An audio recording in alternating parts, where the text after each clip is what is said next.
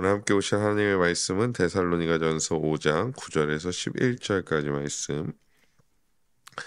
데살로니가전서 5장 9절에서 11절까지의 말씀.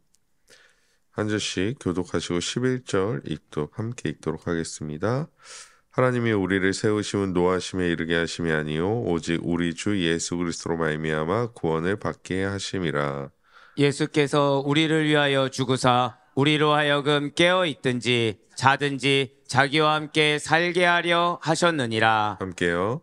그러므로 피차 권면하고 서로 덕을 세우기를 너희가 하는 것 같이 하라. 아멘. 오늘도 말씀과 기도로 하루를 시작하시는 성도님들을 주님의 이름으로 환영하고 축복합니다. 오늘은 어제에 이어 계속 말씀을 살펴보도록 하겠습니다. 연속 선상에서 우리가 5장은 계속 살펴봐야 할 것 같습니다.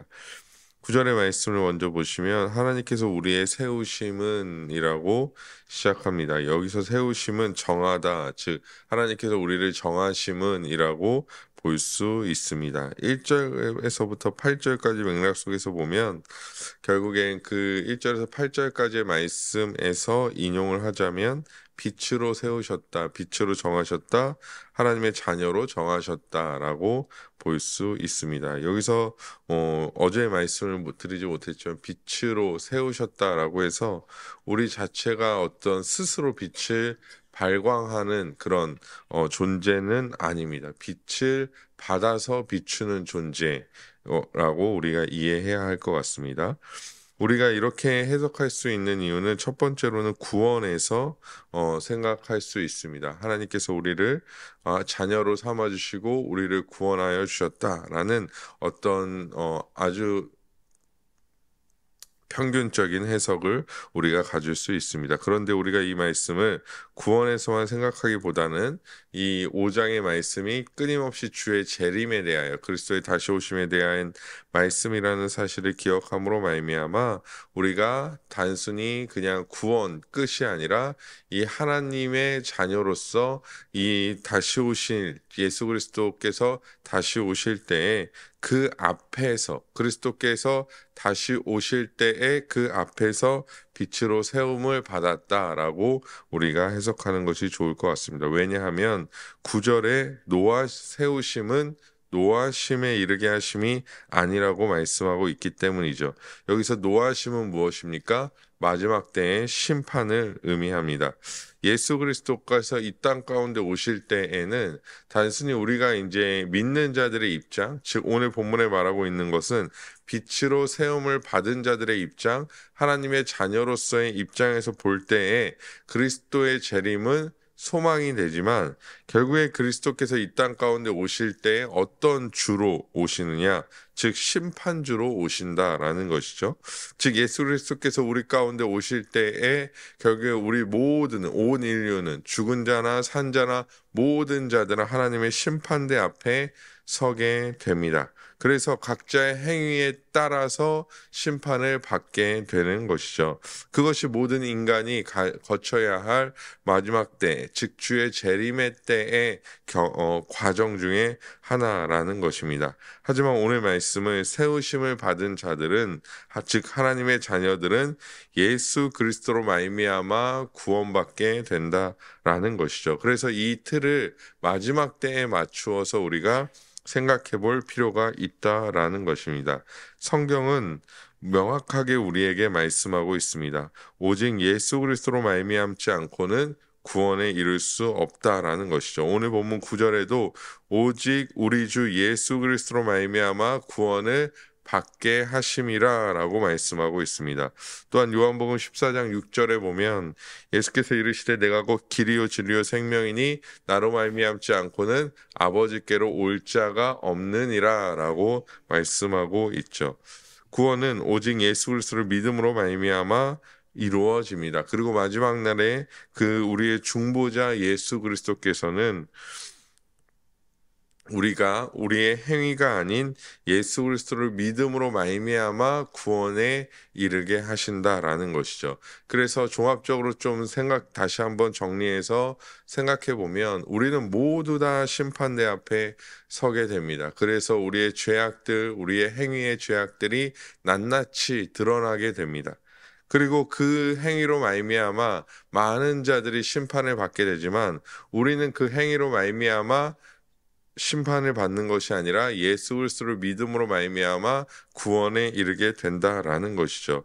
그래서 하나님께서 우리를 세우심은, 하나님께서 우리를 자녀 삼아 주심은, 또한 빛으로 불러 주심은 이 심판, 행위대로 보응을 받는 이 심판 앞에 우리를 그대로 노출시키기 위함이 아니라 우리가 예수 그리스도로 말미암아 구원, 그 심판대 앞에서 구원을 얻는 참된 기쁨과 은혜를 누리게 하게 함이다라고 말씀하고 있습니다. 그래서 우리가 하나님의 나라의 백성으로서 하늘의 시민권자로서 우리는 이 땅 가운데 그런 은혜를 입은 자로서의 삶을 살아가게 되는 것이죠. 즉 이것이 구원을 입은 자의 삶으로 살아가게 된다라는 말과 다르지 않다라는 것입니다. 그래서 우리는 앞에서 말한 바와 같이 정신을 차리고 깨어있는 자의 삶을 살아가야 한다라는 것입니다. 그것이 우리에게는 합당합니다. 계속해서 10절 말씀 보도록 하겠습니다. 우리 10절 말씀 다시 한번 함께 읽어보도록 하겠습니다. 시작. 예수께서 우리를 위하여 죽으사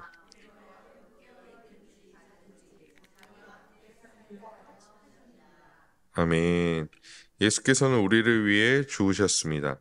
우리가 잘 알다시피 그의 죽음은 우리의 죄값을 치rum의 의미를 가집니다. 우리는 죄인이죠. 우리가 의로 왔기 때문에 구원에 이른 것이 아닙니다. 하나님의 심판대 앞에서 그 누구도 자신의 의를 드러낼 수 없다라는 것이죠. 즉 행위대로 우리가 행위에 따라서 구원받지 못하는 이유는 아주 간단합니다. 쉽게 말하면 하나님의 구원의 커트라인이 굉장히 높다라는 것이죠. 누가 인간의 행위로 말미암아 의에 이를 수 있겠냐는 것입니다.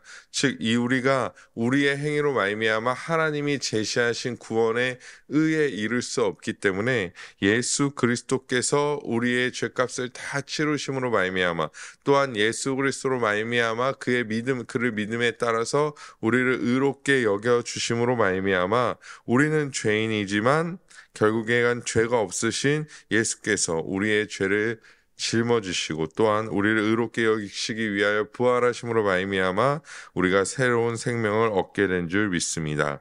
우리에게 다가올 저주를 그가 짊어지셨다라는 사실을 우리는 아주 잘 알고 있죠. 그래서 십자가에 달리셨다라는 의미가 신학적으로는 해석학적으로는 결국에는 나무에 달린 자마다 저주를 받기 때문에 하나님의 저주를 예수께서 받은 것이죠. 그런데 원래 그 저주는 누구에게 가야 할 저주입니까? 우리가 심판대 앞에 섰을 때 우리에게 다가올 저주라는 것입니다. 우리의 행위가 악하기 때문에 우리는 본질상 진노의 자녀이기 때문에 생각하고 행하는 모든 것들이 죄악이었기 때문에 우리가 그 앞에 섰을 때 그 저주는 우리에게 다가옴이 마땅했다라는 것이죠. 그러나 예수께서 십자가를 지심으로 말미암아 우리의 저주를 사하여 주셨고 우리를 마치 죄가 없는 자처럼 여겨주셨다라는 것입니다. 우리는 이것을 대속이라고 말하고 있습니다. 그럼 왜 죽으셨는가? 10절 나머지 부분을 보시면 우리로 하여금 깨어 있든지 자든지 자기와 함께 살게 하려 하셨다라고 말씀합니다. 여기서 말하는 깨어있는 자와 자는 자는 무엇을 말하는가?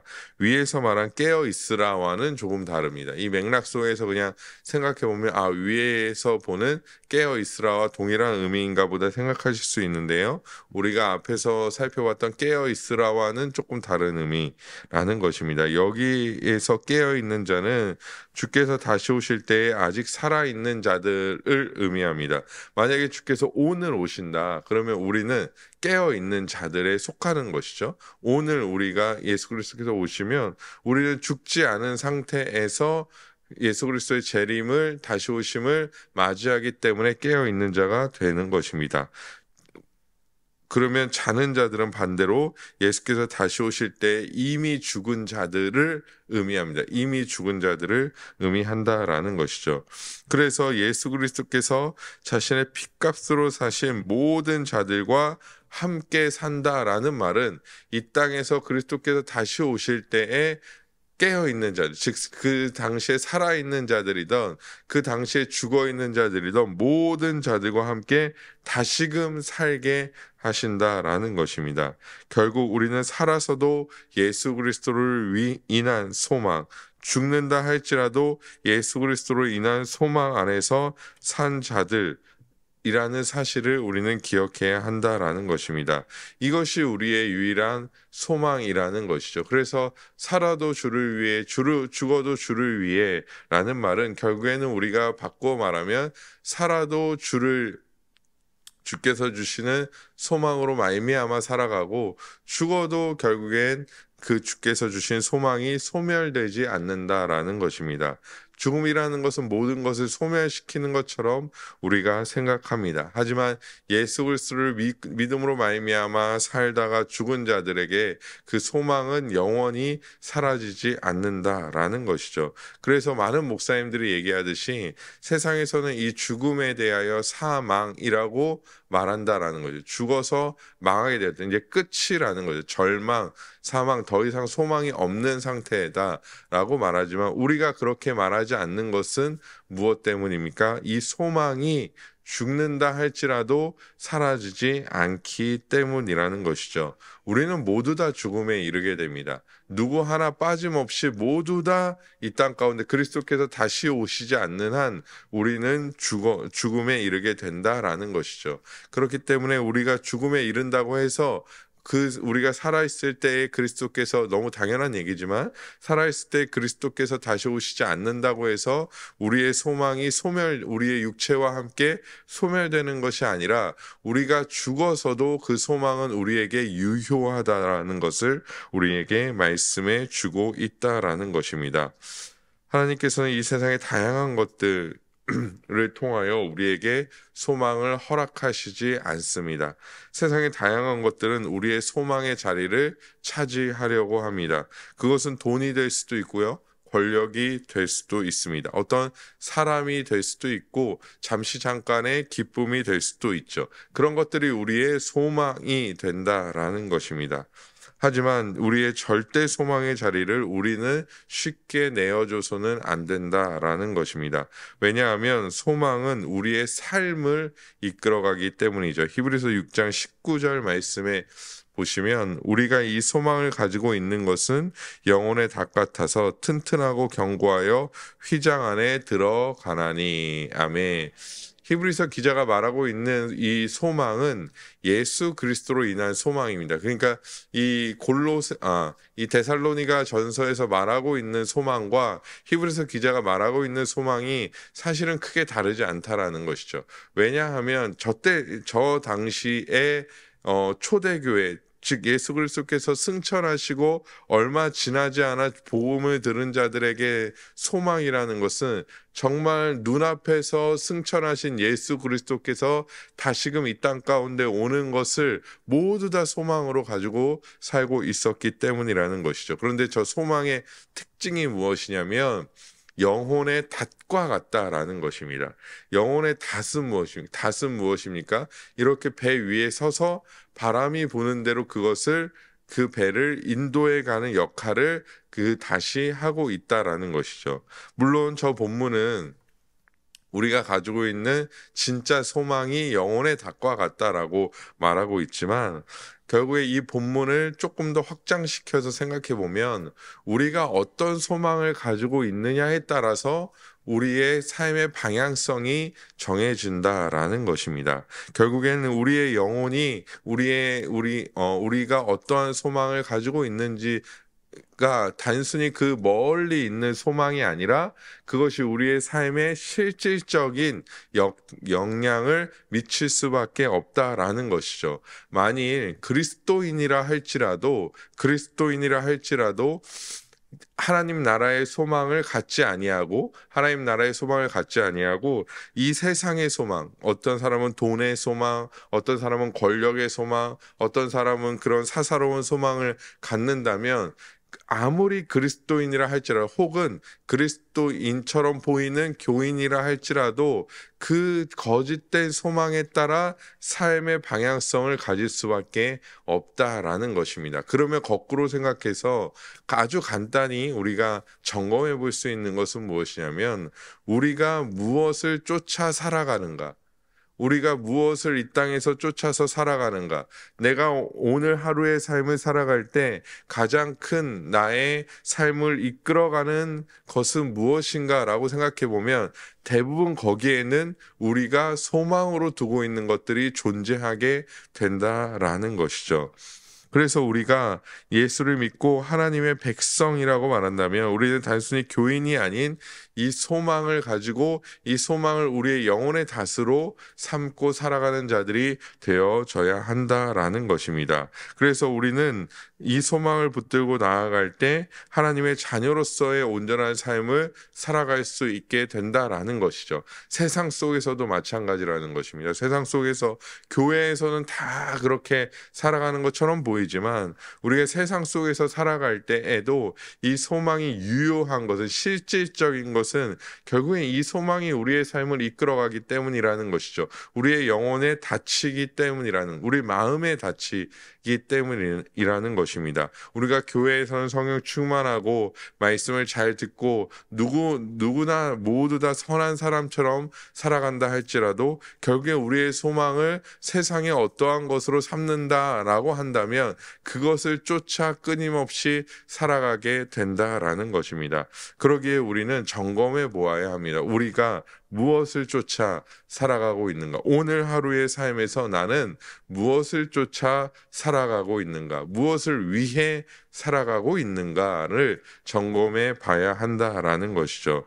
참된 소망을 가지고 살아가는 자들은 이 소망을 붙들기 때문에 하나님 안에서 참된 평안을 누리고 그래서 하나님의 자녀로서의 삶, 빛의 자녀로서의 삶, 빛으로서의 삶을 포기하지 않고 살아갈 수 있게 된다라는 것입니다. 방금 전에 우리가 살펴봤던 히브리서 본문이나 오늘 살펴보고 있는 데살로니가 본문이나 상관없이 이들은 다 실질적인 고난 가운데 노출돼 있던 자들이었습니다. 실질적인 고난이라는 것은 무엇을 말하고 있는 것입니까? 이들의 실질적인 삶 가운데 예수 그리스도를 믿음으로 말미암아 핍박이 오고 고난이 오고 죽음의 공포가 닥쳐오고 경제적인 어려움을 겪는 자들의 삶을 이들이 살아가고 있었다라는 것이죠. 그 가운데 우리가 예전에 히브리서 새벽기도 말씀을 전할 때도 우리가 함께 살펴봤지만 결국엔 그 가운데 배도하는 자들도 생겨나고 그 가운데 자신이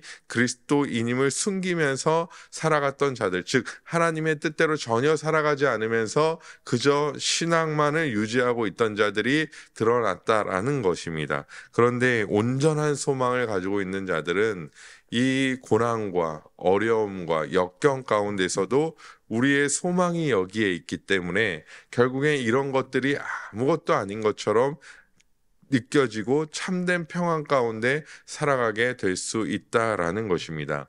그러면 이렇게 질문할 수 있습니다. 목사님, 어떻게 이것이 아무렇지 않을 수 있습니까? 우리에게 다가오는 고난과 어려움 가운데 우리가 넘어질 수도 있고 우리가 시험에 당할 수도 있고 때로는 예수 그리스도를 믿지 않는 자처럼 행동할 수도 있는 것 아닙니까? 라고 생각할 수 있습니다. 그런데 생각해 보십시오.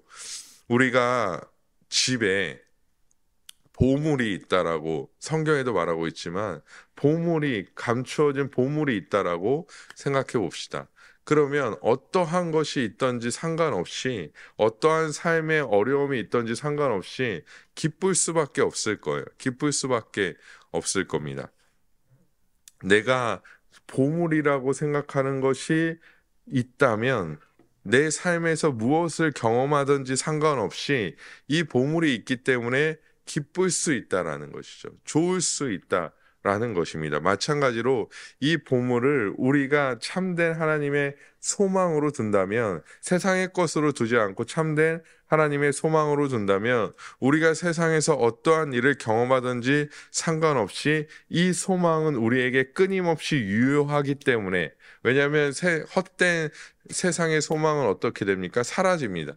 소멸되게 되는 것이죠. 그런데 이 소망, 하나님이 주신 소망은 하나님이 영원하시기 때문에 이 소망도 영원한 것이죠. 그렇기 때문에 이 영원한 소망이 우리 가운데 있기 때문에 우리의 삶에서 어떤 일이 발생되든지 상관없이 우리가 이 땅 가운데서 참된 소망을 가진 자로서 살아갈 수 있게 된다라는 것입니다. 그러므로 우리는 이 소망을 끝까지 붙잡고 살아가는 자들, 예수 그리스도로 말미암아 우리에게 주어진 예수 그리스도로 말미암아 하나님의 나라에 들어가는 하나님의 백성이 되는 이 소망을 끝까지 붙들고 나아가야 한다라는 것입니다.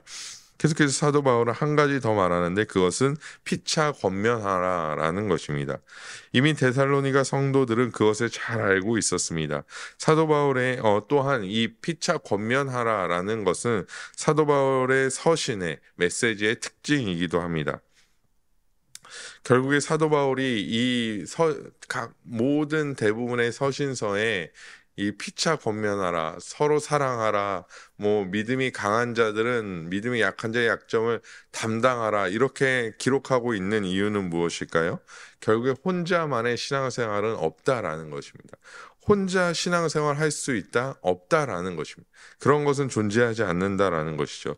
서로 권면하고 지지하고 모든 성도와 함께 깨어 있어야 한다라는 것을 말씀해 주고 있습니다. 신앙은 경쟁이 아닙니다. 늦더라도 함께 가는 것이 믿음이며 신앙이라는 것이죠. 즉, 내가 나만 성령 충만하고 나만 뜨거운 것이 전부가 아니라는 것입니다.